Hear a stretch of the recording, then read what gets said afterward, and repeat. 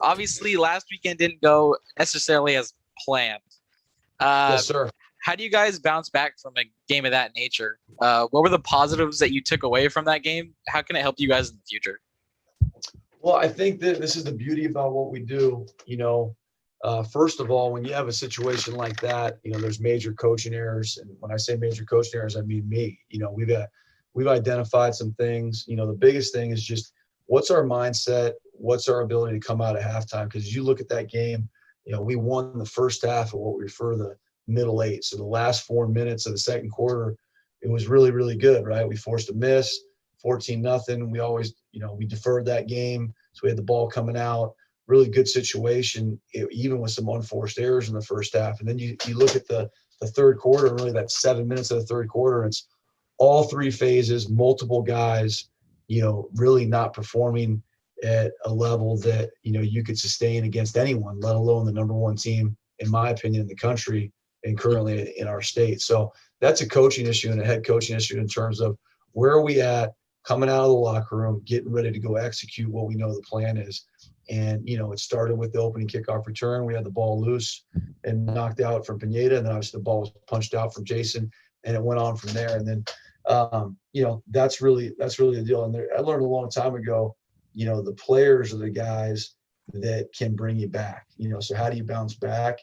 I'm just telling you, we're just thrilled with the group of kids that we have because they fought and were physical and very competitive and very feisty through the last whistle of a 41-0 loss on the road against a very good ball club. And that told us a lot about the character of our team, the football fighting character of our guys. And that's what we've been talking about really since we got out of the locker room on Saturday is we can build off that. It's not, fake, coach talk. It's on the film. And the guys have really worked their butt off to have a great week. So bouncing back is kind of just always part of the plan. We are always looking to attack our mistakes. And like I said, the biggest one is, what am I going to do? What are we going to do as coaches to implement it to make sure that we have the appropriate mindset for the appropriate situation? Yeah. So even though the game didn't go as planned, Jason Littlejohn still had a pretty good game as your leading receiver. He's been someone that's been a lot of fun for us to watch so far this season, and he seems to be flourishing in the tight end role. I was just wondering if you could share some thoughts on what his value, on what value he brings to the team at that position. Well, I think he's the epitome of, help me, help you. When you serve the team, all of a sudden, isn't that amazing? You get more than you give, So he was a guy that we were hybridizing, through the fall, winter, and spring season. And, what was the personnel number? What was he playing? Was he a receiver? What was Carroll? That stuff. And he's committed, and we've committed to be in our offensive big skill group, which includes our tight ends and our movement tight ends and our fullbacks. And all those guys have to know everything there, which increases their football knowledge and conceptual learning. And, he's really, to use he's flourished and been a lot of fun to watch, kind of committing to being a full-time tight end, which is what it serves our team best and also serves him best in terms of his future at the next level. So, yeah, that's a great group led by Coach McJunkin, and including a lot of other great players that have and will continue to be successful for us. And certainly Jason's been a highlight thus far. And again, he epitomizes what I talked about with our whole team, all three phases. Very, very impressed. Do we have to get better at fundamentals and techniques? We always will, and we always will throughout the course of the season. Do we need to coach better? That's implied. Got a lot of work to do. We'll continue to do a better job for the players. The thing that they're bringing to the table, and he epitomizes it, is a willingness to be physical. Right? It's a contact collision sport, blocking, tackling. And at that position, that's really been his biggest growth. And, obviously we'll fix that ball security issue that occurred, and we'll move forward. Yeah. Last week when we talked, you told me how important preventing turnovers were. Do you think that's been reemphasized to the guys over the last week? Yeah, it's built into our program philosophy. It's obviously the number one statistic in all football. We emphasize it in the way that we emphasize it. We believe at a high level. It's not showing up yet. Again, re-emphasize the emphasis, re-detail out how we teach it, how we do it. From Sunday, sending messages to how you study the film, to how we practiced on Monday, all the way through the week. We'll continue to do it today and tomorrow. And that is clearly the most quantitatively measurable piece of our season thus far, one game at a time, that we need to get rectified. And if we do that, we're going to be in great shape. And it's not rocket science. The takeaway turnover differential, we need to create takeaways, which we have not done at a high level. We need to not have giveaways, which we have had way too many of. That's number one on our measurables chart.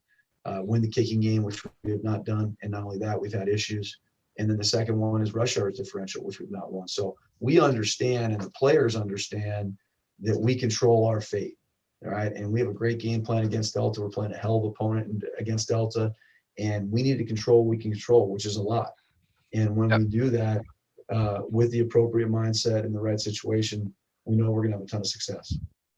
Yeah. So, sorry, both Nathan Lamb and Tate Robards, they faced a lot of pressure. What do you think your offensive line can do better this weekend to help them out just a little bit more? Well, I mean, if I'm accurate, I don't have it right in front of me, but I'm almost positive that we had 7 sacks and all 7 were in the second half. I could be wrong. I don't think we sustained a sack in the first half, but I could be wrong. So I think that that's critical to understand that, as the game goes on, what are we doing to help? Sacks are a team stat.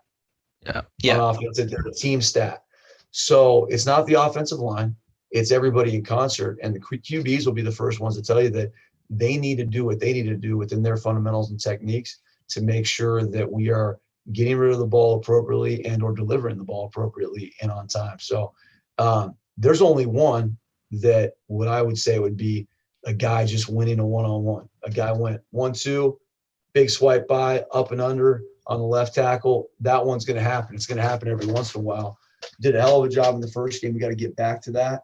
And obviously we're really excited because, everything that we're doing is one play at a time, one game at a time, 1 week at a time. That's how we focus here. And that being said, the reality is you do real-time quality control is we're very, very excited about the past 2 opponents that we played. Very excited that those experiences and that competition level will serve us well. Those are 2 national programs, and we're on the cusp, and that's our vision for this program to get to where they're at. So good for us. And Delta's got a heck of a program as well. Take nothing away from them. We have all the respect in the world for the Mustangs. In addition to that, the last 2 opponents have been fantastic competitors. We relish the opportunity to go against them, and we'll improve from it. Yeah. So just one last thing. Last week you told me you wanted your team to focus on the field and on the sidelines. Do you think your players retained more focus this week throughout the game? And if not, at what point of the game do you think they lost focus, if they did?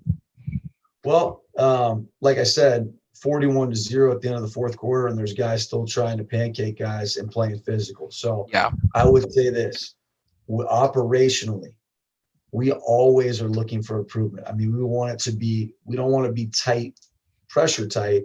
We want to be locked in tight, movement together, echoing the call, substitution patterns, guys where they're supposed to be. On any football team, in any football organization, when you have 150-ish, give or take, people around at any given time, depending on the day, nothing's ever going to be perfect. We're striving for that. And I would say the answer to your question is yes, we were more focused. We absolutely were more focused on game 2, and we expect a big jump in game 3 again. And I would say, if anything, the focus on the field was as impressive as I've been around, and that may be hard for some to process in a 41-0 loss. That being said, if you know football, you know that when I fix some coaching issues that I've already talked to you about right now, we're going to take a big jump. We're going to take a big jump. Sounds good, Coach. Well, that's all the questions I've got for you today. I wish you luck I wish you luck on Saturday. I'll be there at the game. We look forward to seeing you. I'll look forward to seeing you too, Coach. Have a good one. All right, man. Have a great one. See you, buddy. Yep. See ya. All right. Bye-bye.